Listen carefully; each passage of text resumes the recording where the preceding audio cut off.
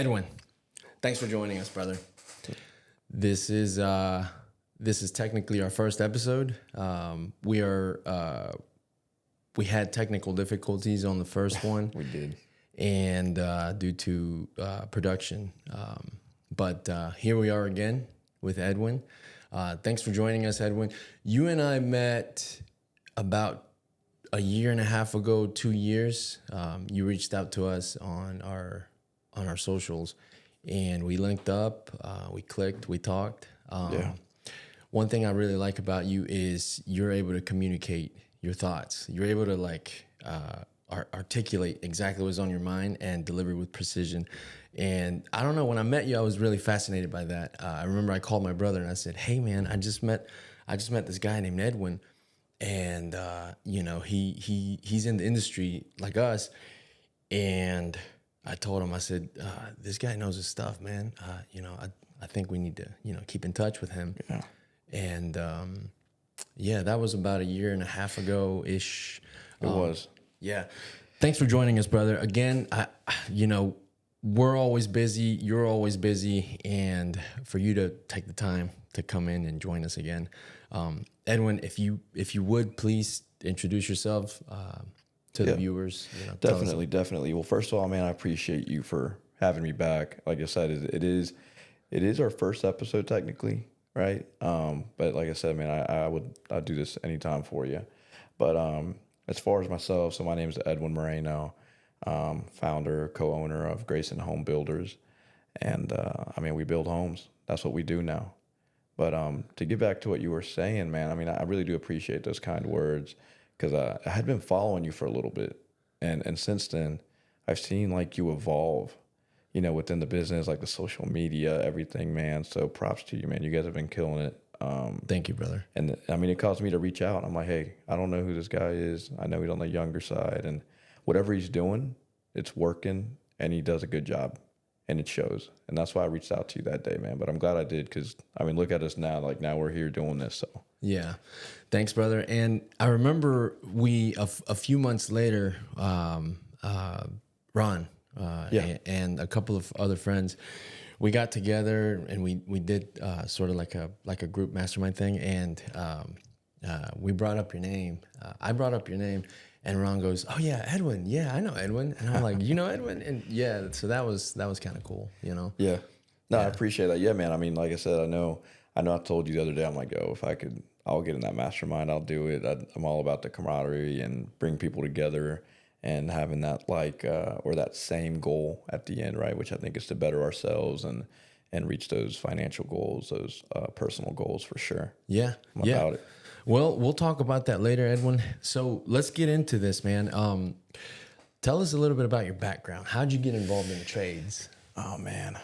I'm gonna take you way back, man, but it all started when I was younger, for sure. So I used to be a bad kid, a younger kid. I was like 12 years old, and during the summer would roll around, and my mom didn't want me home because I'd be fighting with my brothers all the time, just wreaking havoc, causing my mom headaches, and my dad would be like, "Man, you're coming to work with me." Were you the oldest? I am. Yeah. I was the oldest. I'm still the oldest. And my dad used to do masonry, and he still does it, but he's gotten older, so he's kind of slowed down on that side. But dude, and you're talking about South Carolina summers. So every day, Monday through Saturday, I'd be out there with him. And,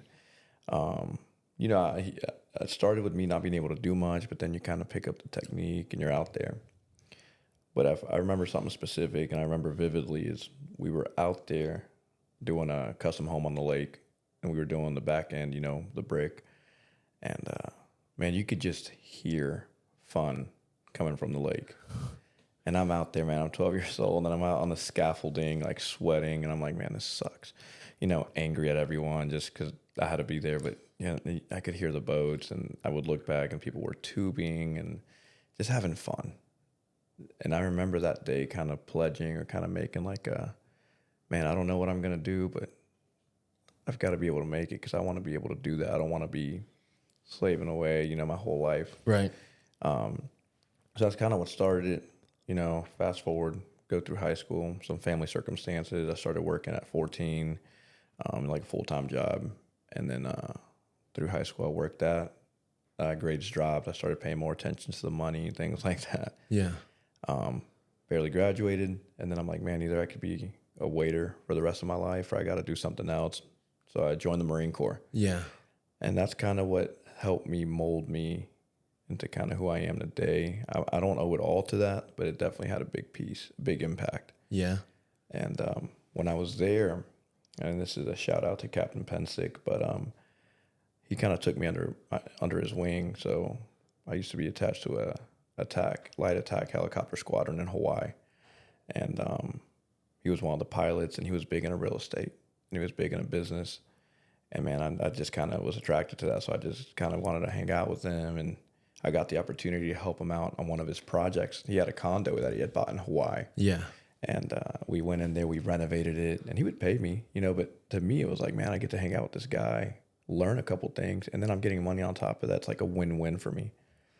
Gave me a couple books to read, man, and I was off to the races. I was like, man, okay, so, because this all started with real estate, and construction's always been there. Yeah. So then ended up getting out the military, bought my first house when I was like 21, and I bought it at the right time. I didn't know that, but I bought it at the right time, sold it a couple years later at the peak of COVID, right when the market exploded, sold it, and then I went all into house flipping. And that's kind of where the construction kind of came in or set forth, or started. And then fast forward now, which was about 2 years ago, I flipped multiple properties, and now I'm in the home building business. Yeah. We're developing land and building our own spec homes. We're building for clients. I'm coming up with a product geared towards investors, Right. so we can help them build their next investment and where it benefits both of us, right? But man, that's just that. I mean, that was a long story, I feel like, but that's kind of what got me to where I'm at. Yeah. And I don't know exactly. I couldn't give you like a step-by-step guide on how I did it. I just know that this is where I'm at now. Right. Which sounds kind of crazy. No, it doesn't, man. It doesn't. So right now you guys are home building. You and Everett, you guys are together and you guys are home building. When you got into the home flipping, did you see yourself home building, or what inspired going into that? That's a good question. So I think it was a goal. I think it was more like a challenge for myself. And that's what it started as. Because 2023, when it started, I was like, man, I'm flipping these houses, but I want to build a house. Like my goal this year, I don't know how I'm going to do it, but I'm going to build one home this year. Yeah. I didn't know Everett yet. I didn't know anything, and I didn't know how, but it was just like a goal that I had spoken out into like the world. And,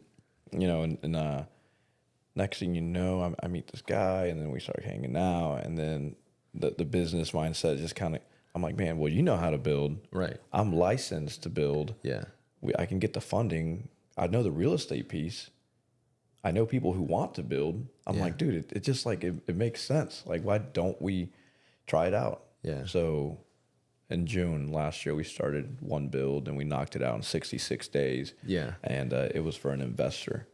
And we kind of, I don't want to say we shot ourselves in the foot with it, but we definitely gave the man a steal on the home. Like, it was like he got the best deal of his life for a brand new construction home. But for us, the way I look at it is, it was definitely our foot in the door, right? It's like money will come and go. Like, I'm not worried about that. But we were able to see that Everett and I worked together, and it started something beautiful. And it was like a proof of concept. We were like, okay, this works. So let's keep at it. Yeah. But yeah, so I did hit my goal 2023 and built my first home. And then Everett and I started Grayson Home Builders at the end of the year. Right. But it's been a while. I mean, and since then, it's crazy to think it's only been a short time, but everything's going well. Yeah. It's going well. I have a feeling that it didn't take much to get the team on board, man. I have a feeling that all you had to do was talk to them, and boom, it just clicked. Yeah, and I'm also more of a visionary. So like, I can, like, I painted a very good picture for him, and then before we were done, he was like, "Let's do it, man. Let's get on board. Like, I'm on it, man. You tell me what we need," and I'm like, "All right, cool. Let's form this company. Let's get all these things in order. Like, this is what's gonna bring business in. And we're not perfect, far from it. And we're still working on procedures. We're still working on things. And I think that's something that maybe you've realized you have to keep working on, right? It's not just set and forget. I wish it was like that. Right. But yeah. But it's been great, man. Yeah. It's been great. Blessed for sure. Yeah, working in the business and working on the business is definitely a versus thing. You know, it's a match. Oh man, that's tough sometimes. Yeah. And do you guys still? Sorry to interrupt. No, you're good. Are you guys still doing? Are you guys still doing? I know you mentioned you're working the holiday, going upstate, Rock Hill to do that job. So are you guys still involved with the home building? And do you have jobs on the side that are keeping you busy? Or Yeah, so the home building is like a full time for sure, and like 24/7. like like 24/7. There's always things that need to be done with that. Right. But then I also have other things that I have on my end and other companies that I'm doing on the side. So, for example, the renovation job, that's something that I picked up on the side and I'm knocking out. I'm going to be looking at a flip today. I'm going to go by and look at a flip. If I purchase that flip, then that's something that's on my end. But, like Everett, my partner, he's very understanding with everything. I mean, we're all just trying to grow. Like I said, we have those goals and, I'm still picking what I want to do. But definitely, home building is number one. I do see more getting further with that than anything else.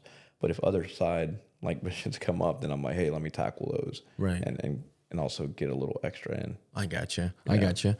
Fair enough, man. Fair enough. So, what really influenced you then to pursue a career in home building was just being around the trades, doing the flipping, and that kind of inspired you then to be like, well, why don't I build a house? Yeah. No, I mean that's definitely it, and also the ability to be able to do so.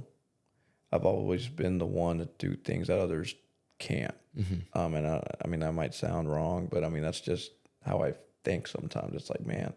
So the beautiful thing about building is you need to be licensed to do it. With flipping, depending on what county and stuff you're in, you can get away with the flip without having to pull any permits or anything. Mm-hmm. I wouldn't recommend that. You could get stop work orders, things like that, rack up fines. Mm-hmm. But it's very doable. And most flippers aren't licensed by any means. They just know a handyman or they know a couple guys that can do some good work and they knock it out. Mm-hmm. On the building side, it kind of narrows down like the pool of competition, right? Because now you have to actually A, know what you're doing, B, build a good product, but then C, like you have to be able to be licensed. So that stops a lot of people in their tracks. They're like, well, how do I do it? And the requirements have gotten tougher since I got my license. So, I mean, I thank the Lord, man, that, timing is everything. So I definitely, I'm just grateful for me being kind of hard-headed back then and stubborn and say, like, I'm going to go get this license. Because I didn't use it to its full potential until just, like, now recently. Yeah. I've had it, and I would just do, like, small remodeling jobs. Like, I was not using it as I should, but I'm a commercial general contractor. So it's full circle for sure, man. Wow, you got the big kahuna, man. Yeah, man. So I can I can do a little bit of everything, and I haven't tapped into the commercial sector all the way as far as me taking on like projects directly or building from the ground up. Right. But I think that's one of my next goals is to build commercial from the ground up or multifamilies or something like that. But well, I'll let you know when I get there. Yeah. You'll know about it. So you're exploring those avenues. Definitely, those thoughts are definitely there, to go in the future and do some stuff like that. Oh yeah, man. I mean, I think once you accomplish something in life that seemed almost impossible or difficult, and you cross that line, you're like, oh, dude, nothing is impossible or difficult. And that's why I say like the Marine Corps kind of molded me. Yeah. Because there's some things that I did there that, man, they just plain out sucked. And I would say I would never do that again. I didn't even think I was capable of doing something like that. Yeah. But then you do it and you're like, dude, I'm invincible. I can do whatever I want. Like whatever I want to do, I can do. Do you keep in touch? With some of the folk in the military? Yeah. Yeah, man, I do. Captain Pensick, actually, he, and I'm bringing him up again, but he actually has kind of a podcast and he's kind of doing like a real estate school or life school because he wants to teach others about it. And he's actually invited me on, but he lives all the way in Arizona. So one day I just need to take a trip out there and do it. But that'd be awesome. But yeah, I do keep in touch with a couple Yeah. of my the Marines I used to Right. work with. It's amazing how great people can inspire others, and all it takes is just being around them for them to influence you. Oh yeah. You know, just being around it. You know, Yeah, just man. being around their mindset, the way they speak, the way they move, the way they act. Yeah. So that I really like that. We all have that one person that can shift something in us. How many years were you in the Corps? Man, I only did 4. I 4 mean, I years? left right out of high school, and then and it was, it was tempting to do another 4. Yeah. But then I was like, man, I'll be like 26, 27 when I get out. I'll be so old, right? I mean, I just turned 29 on Sunday, and I'm like, I feel old sometimes. Happy But birthday, man. yeah, appreciate it. Yeah. You know, I feel old sometimes, but then I'm like, dude. And then I meet people. I met the owner of a franchise in Lexington the other day, man, and he was 64 and he's moving around like not. I'm like, dude, I'm so young. Yeah. And he didn't start doing all that, and he owns a bunch of like restaurants in the area, but he didn't start doing that till a couple of years ago. Yeah. Like in his 50s, and Yeah. I'm like, bro, what am I complaining about? But, Yeah. but yeah, no, I only did 4 years, man, and I was like, man, that's it. That was a good time. Let me try my shot at the real world, and I'm glad I did. Yeah. Thankful for it. Yeah. Well, good, man. So you went from flipping and got into house building. You mentioned that there's still, you have not yet reached your roof, your cap. But to get where you're at now, what have been some challenges that you guys have faced, that you can definitely, like, right off the bat say, oh, that was like a huge hurdle, but maybe once you tackled it, like, now it's like cakewalk, you know? Yeah, and we're there now. So when we first started, right, it was like, okay, one of the big things is, okay, we know we can build a house, and if we're going to open this up to clients, pricing, right? Like, where do we want to be, or how competitive? Also, what are other builders doing, charging? Like, how are they structuring this? Like, contracts, like, you know, all the administrative side of it that you don't think about. Because, like, if you come to me like, hey, I need you to build me a house, I'd be like, cool, dude, we can do that. But hold up, now you have to, because when it comes to building a house, you have flooring, you have your fixtures, your plumbing fixtures, your light fixtures, type of countertops, type of cabinets, you know, the type of deck, the type of siding, windows, single hung, double. Dude, it is like a plethora of just selections that you have to get through with these clients or that you're building for. And that was kind of like, okay, and how do we do it? Do we like allot allowances? Do we just tell them like, hey, this is the light fixtures you get to choose from? So it was definitely coming from that side, at least for us. That was the difficult part. We're doers, so we're like, dude, we can build a house with anything in it. Right. But now structuring it correctly, making it to where it makes sense to everyone. We're profiting, they're happy, and we're beating out the competition it's a tough spot to be in, or it felt like a lot on our shoulders to figure out, but we've gotten over that. We're getting there. So now it's like, okay, what's next? Right. You know, what's next? Like, what else do I need to tackle? Yeah. But it's all learning experience, man. Yeah. I can see how that was challenging because, you know, like you said, a plethora of options, and there's so much to pick from. You know, so much to pick from. You're just kind of like, you know. Yeah.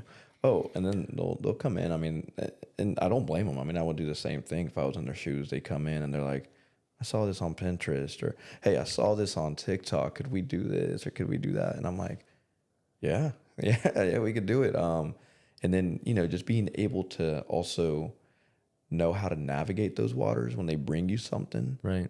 You know, it's like, because I don't want to just come out and just be like flat no. Yeah. 'Cause some things don't make sense sometimes. So having tact, you know, and just being kind overall. Right. But still setting those boundaries and Yeah.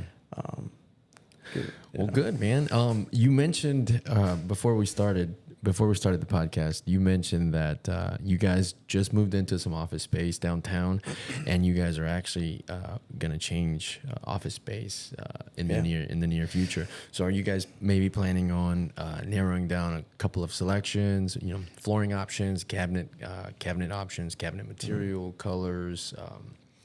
tell us a little Yeah, no, about that. most definitely, man. Yeah, so we, it's funny. So I mentioned that to you today, but it's like today's our moving day, which is exciting. Okay. And we just hopped on that last week because I was like, okay, man, this working from home life is awesome. Yeah.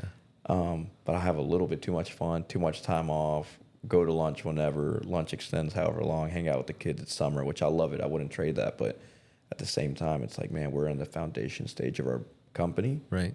And we need to grind. Yeah. Like it's like we need to grind. Yeah. So we got the office space. But yeah, man, so we're going to be moving into a slightly bigger office within that building.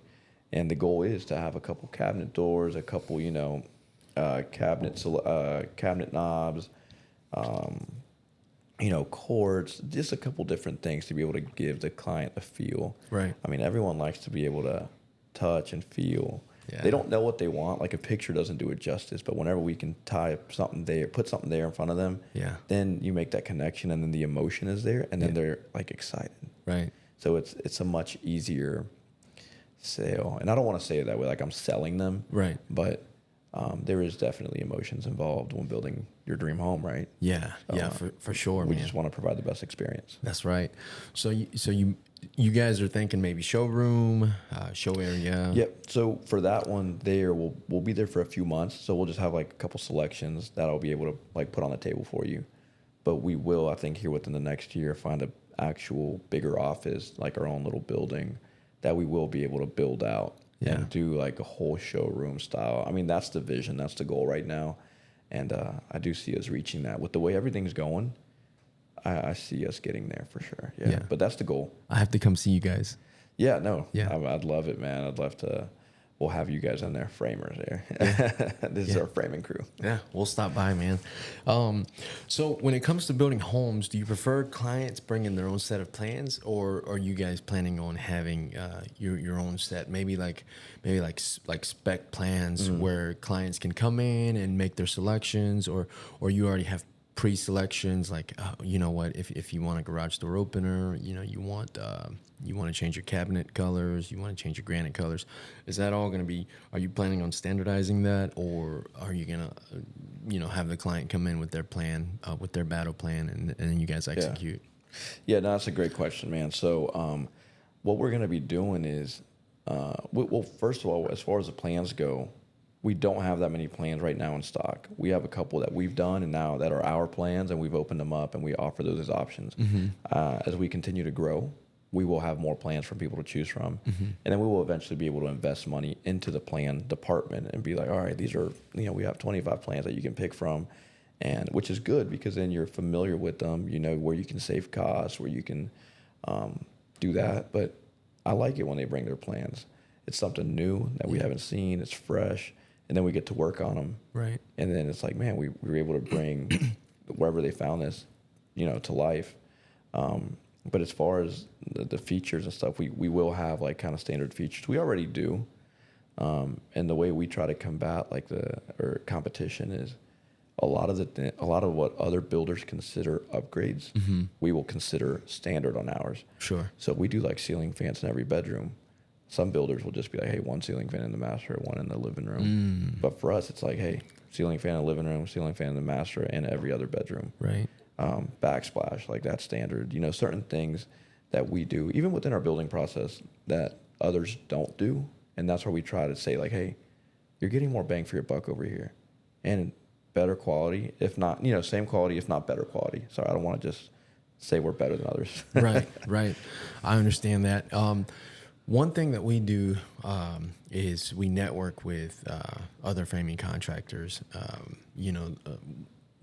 and what we do is we bounce ideas off each other, and we also do that, to kind of get a better gauge on where the market is right now, and we do that, weekly, monthly, get together, have some lunch, talk about that. You mentioned. You had a friend who was an investor. Do you I'm sure you network, Edwin. There's no way you're not networking, man. Yeah. You're a great speaker. Do you have acquaintances in the industry that give you inside knowledge? How has that influenced you in this journey? Man, so as far as networking goes, yes, I love it, man. I love going to networking events and just sparking up random conversations with people and getting to know them and then, because you never know what's going to lead to the next opportunity, right? Yeah, They might be holding that key that you've been looking for. that's right. So I'm very big on that. As far as like within the building industry, like now that we're building homes, I haven't necessarily infiltrated or gotten in on that side of networking. I know they have the what is it, man? The building, the housing association. I think Builders Association, Yeah, Industry, something like that, BIA. That I'm a part of, but I haven't attended any of the groups yet, just because of timing and my schedule and the kiddos. But no, that's definitely one of the big things, man. Because I'm curious. I know investors were pretty open with each other, and just like you said, you sit down with other framer and contractors, and you guys talk and openly. I'm assuming, and investors are kind of the same way. And I'm hoping that the building industry is the same, right? It's like, hey, this is what I'm doing. right, What are some of the mistakes you've made? right. This is what I've messed up on, because that's where you learn. Yeah. Like, from other people. Like, well, they've already been through it, so you got to soak that knowledge in. And we're still young in the game, so man, I don't know everything, and I don't think I'll ever know everything. 'Cause I think once you stop learning, or you think you know everything, that's it. Like, you're done. Yeah. So I do try and stay like very self aware. Like, dude, you're not the biggest guy here. Like, you need to try and learn. Yeah. You're aware that this is all a learning process, no? The journey is being a student is important.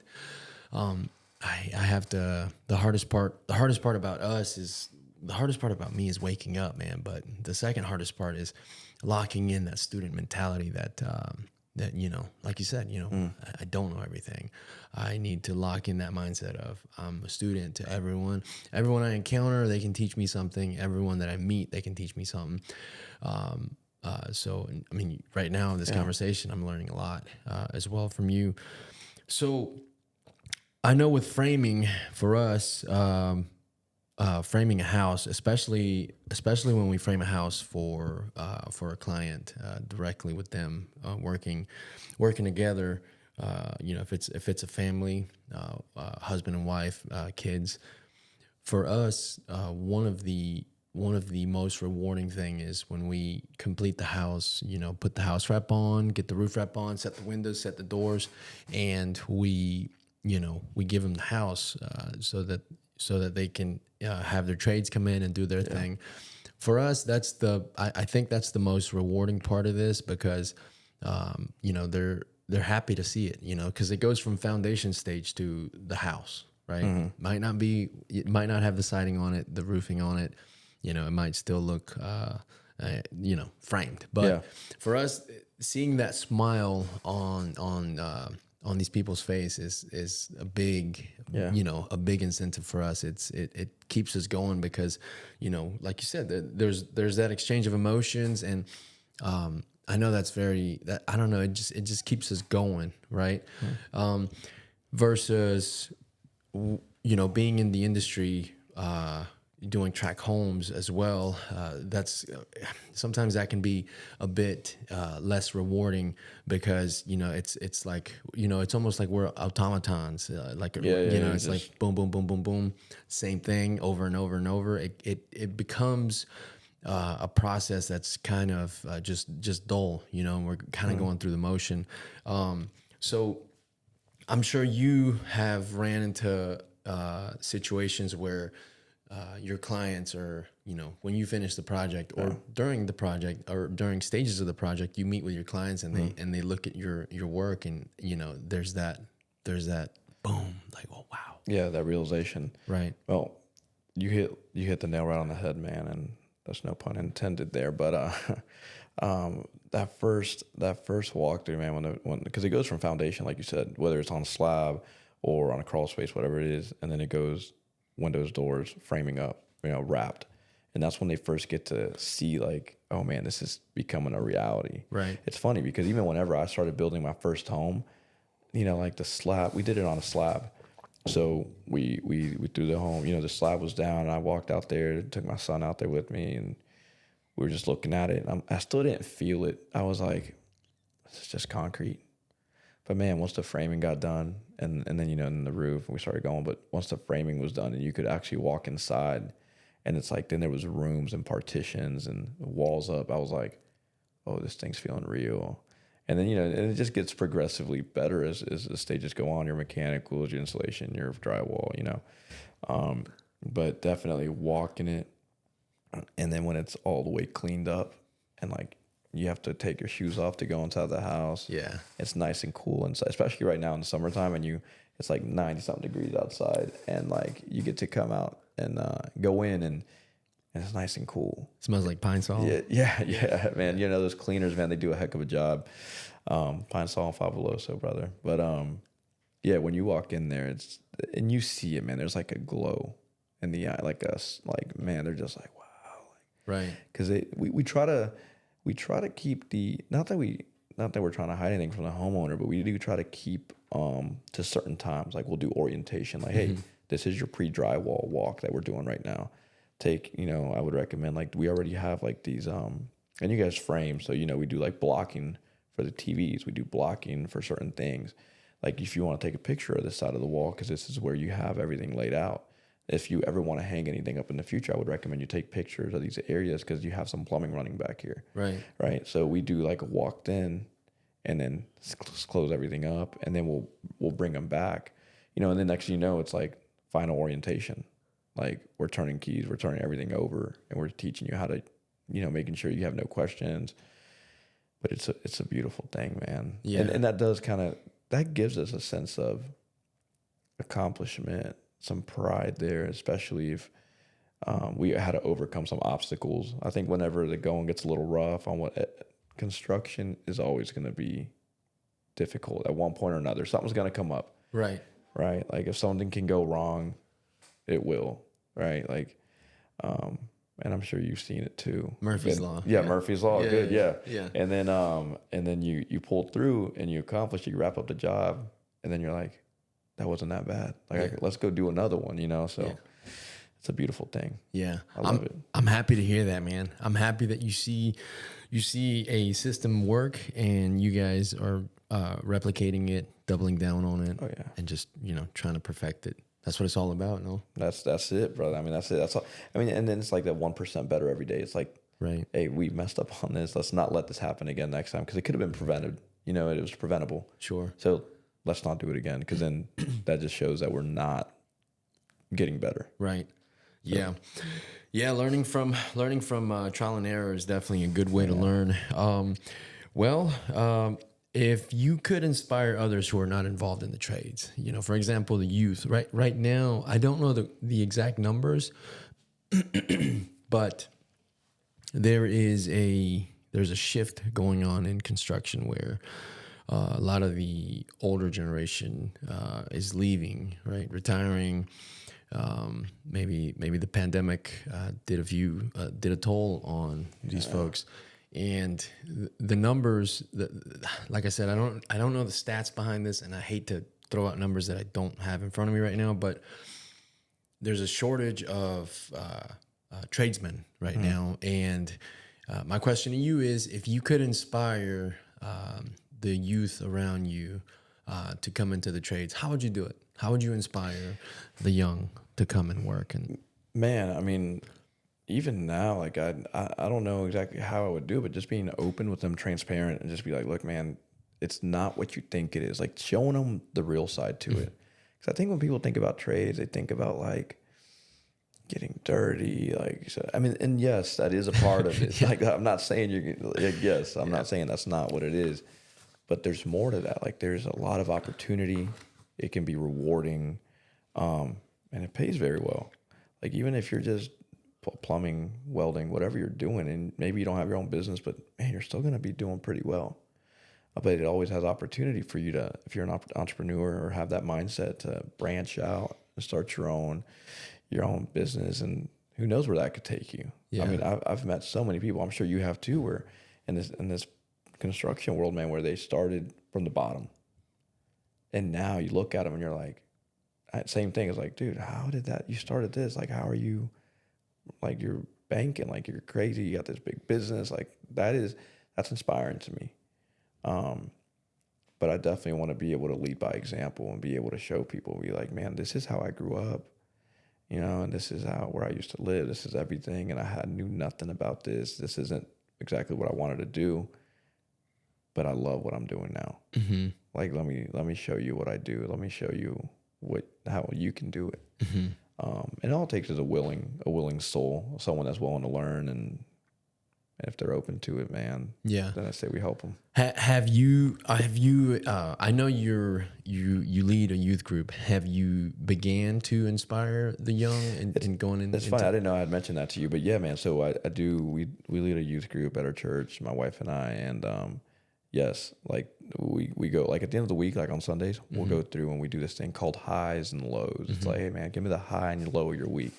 And I mean they're kids, they're in high school, so like, oh man, I failed my test, or like, but my high is like we have Monday off because of whatever holiday, right? Like that's it. And it's so funny to see like their problem size. Remember when that was a problem? Yeah. It's like, oh man, I didn't do great, or my teacher doesn't like me. It's like, yeah. By the way, that's never the issue. It's never the teacher. I just want to say that, but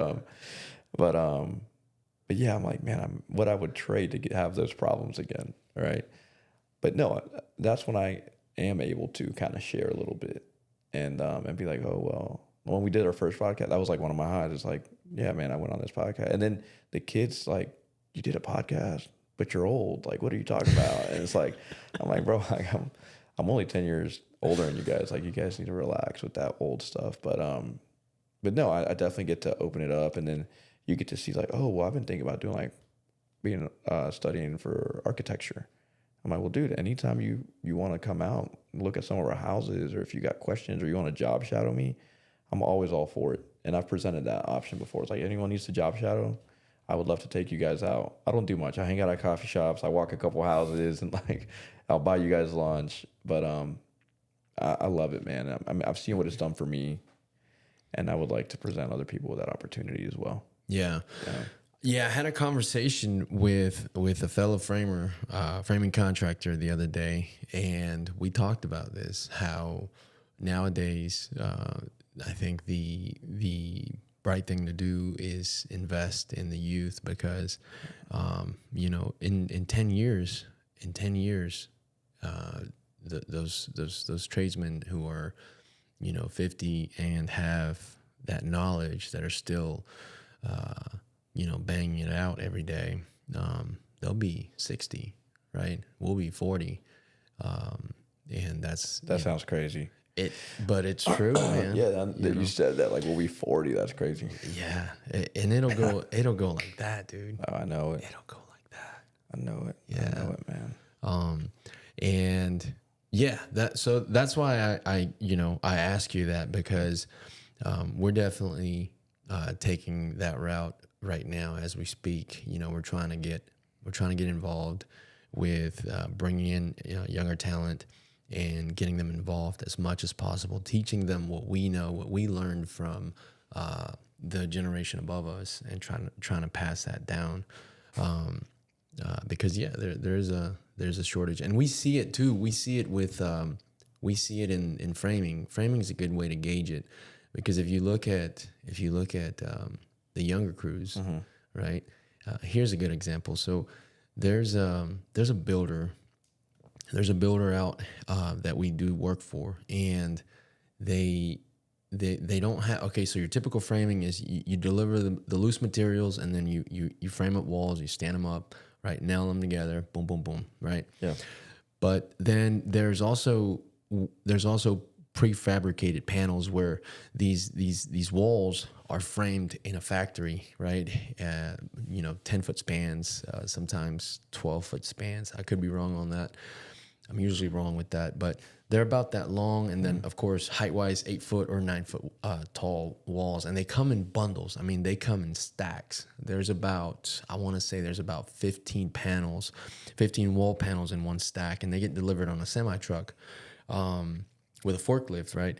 So they're called prefab framing. It's called prefab framing, and what we noticed with those is we would put our guys on there, our crews, and we would have an older crew, right, with gentlemen in 40s, and then we would have younger guys, a crew of young guys. I'm talking like 22, 23, 24, right there. Yeah. Like prime strength, prime. Yeah. Just that young unicorn blood. Of course, the older guys, they had the craftsmanship locked in, right? So every cut was precise, right? I mean, everything clicked, everything was flush, everything was nice, everything was pristine. There was rarely any calls, right? Because they knew what was going on. And then you had the younger guys, right? Of course, some rough things, couple things, to come in and retouch. Something's not flush, but those guys could put it up. I mean, quick. Yeah. And why I bring this up is because, you've got the older generation who has the craftsmanship locked in, but then you have the younger generation who is quick and ready to work, and they want to work, they're willing to work. They just don't have that, the guidance. No one's teaching them the trades because the older generation is leaving, and it just what we saw was if we can train the younger guys and give them the proper training, proper skill sets, they could work efficiently, quick, and they could do it with the same quality that the older generation was doing it at. And that shed a lot of light on the old crew.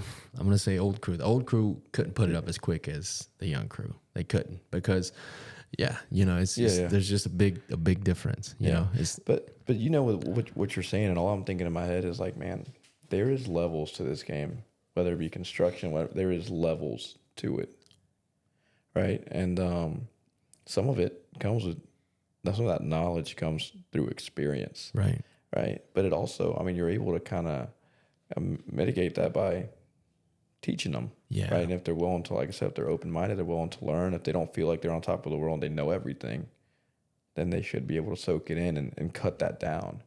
But some things you only come through that hardship and that experience messing up, which we've come to find out. But I think you're right, man. I think definitely passing down to the youth is important, especially, and I don't know any numbers either, but you mentioned it yourself, like there's a lot less people going into trades now, into construction, into whatever it is, like it's just so much less, and I think they said, 10, 15 years, but that's where the money's going to be at, because now everyone's going to want to do it, and now there's like a scarcity there of workers, or people who are able to get it done. I know with my son personally, with Caleb, and he's turning 10 this year, man, and I love that kid. But he'll come out to work with me or the job site, and we'll walk it, and he asks, like, he keeps me on my toes, because he'll be like, "What's that? Why does that look like that? What about this? What is that and this?" And I'm like, "Oh man!" Like, we went to a slab before, a slab that was prepped for concrete.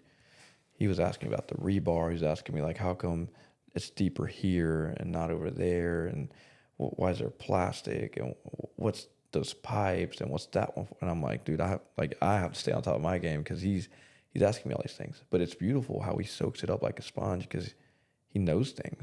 Yeah, like he knows what like OSB is. He knows what like a 2x, like things that me as a 9-year-old, I didn't care about learning, but B, like no one ever really told me about them. I never really asked. And it's amazing. It's like just awesome to see him intrigued by it. But it's great, man. Yeah. Well, good. I'm happy to hear that, Edwin. Yeah. Well, I appreciate you coming in, Edwin. It's been a pleasure having you here. Oh man, appreciate it. I think this is the start of many. I think we can get it. Yeah, I think we're gonna do a couple of these. Yeah. I think we'll look back in 10 years and say, "Hey, remember that first podcast we did?" Oh man, like, yeah, I'm ready. Yeah. I'm about it. I appreciate you coming in, man. I'd like to mention to our viewers, please, guys, Edwin Moreno with Grayson Home Builders. If you guys want to get in touch with him, if you guys are looking to build on your lot, please give Edwin a call. How can you, if you don't mind, telling our viewers how they can find you? So if you guys want to reach out to me, whether you are someone that's looking to build your dream home or an investor looking for your next investment, you can reach out. Again, my name is Edwin Moreno. I'm with Grayson Home Builders. That's GRAYSON Home Builders. And we have our webpage is GraysonHomeBuilders.com. And we have an Instagram as well, Grayson Home Builders. So, dude, I'm tempted to drop my number right now and see. Do it. All right. Yeah, man. If you want to reach out to me personally, which all calls coming to me, it's 803-465-2599. Man, I appreciate you having me, man. I appreciate you for coming. This makes my day right here, brother. Yeah. We'll do it again, brother. Appreciate you. Yeah. All right, man. Sweet.